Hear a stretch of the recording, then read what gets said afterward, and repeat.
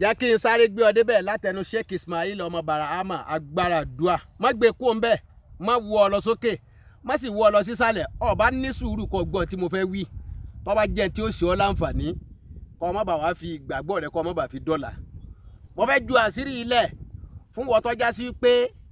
o ní pírọ́blẹ́mù ìbálòpọ̀ ojú oorun ìwọ tó máa ń bá obìnrin sùn lójú oorun.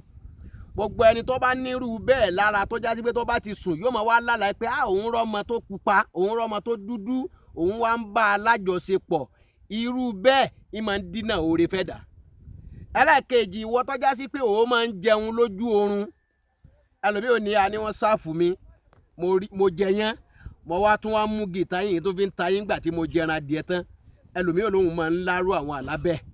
àwọn àlábá yẹn àwọn àpẹẹrẹ àgbákò nú ayé ni téèyàn fi lápòjọ téèyàn fi soríire tí máa ń lé oore jìnnà síyàn. kí ni wàá lọ bá mi wá ọmọ ìyá mi lọlé wá kíní kan wọ́n ń pè ní obì wo òun ni lọ́wọ́ mi yìí obì funfun lọ wá obì funfun yìí méje lọ́lọ́lé wá tó bá wá obì funfun méje yìí ọmọ ìyá mi wá lọlé wá atare ní lọ́wọ́ mi yìí atare yìí wá lọlé wá odidi kan tó bá wá atare yìí tó jẹ́ odidi kan yìí wá bó gbogbo èpo ẹ̀yìn rẹ̀ sínú ibì kan tó ti mọ̀ pé ó ti rí igun. àwọn kinní kóró tó wà nínú atare yìí tó bá ní nǹkan míì tó bá fẹ́ fi ṣe tó bá dẹ̀ ní nǹkan míì tó bá fi ṣe sọnù èpo ẹ̀yìn yìí nìkan náà ló nídìí ń bẹ atare ẹyọ kan wàá wá lọlé wá obì yìí méje ni wàá lọlé wá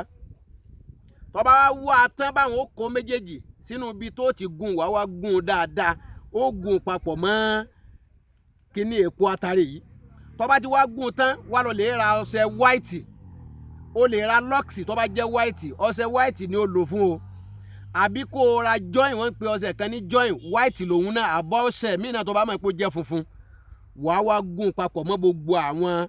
obì funfun tó gún yẹn méje àti èpo atare yìí tó bá ti wá gún tán báyọ̀ ọmọ ìyá mi wá lọ máa fi wẹ̀ láàárọ̀ ọ wàá wẹ̀ fún 7 days tí ó tẹ̀léra wọn àsámùtò bíi láì bọ́lọ̀ ń bá ló lè gbìyànjú rẹ̀ ò ní gúrò gbogbo orú nǹkan bẹ́ẹ̀ yẹn mọ́ lẹ́yìn ọjọ́ méje tó bá wẹ̀ tán ẹ̀ tọ́sẹ̀ yẹn bá dẹ̀ tún sẹ́kù náà máa wẹ̀ kó lè máa mú àwọn àánú wọlé fún ọ. Salamu alaikum.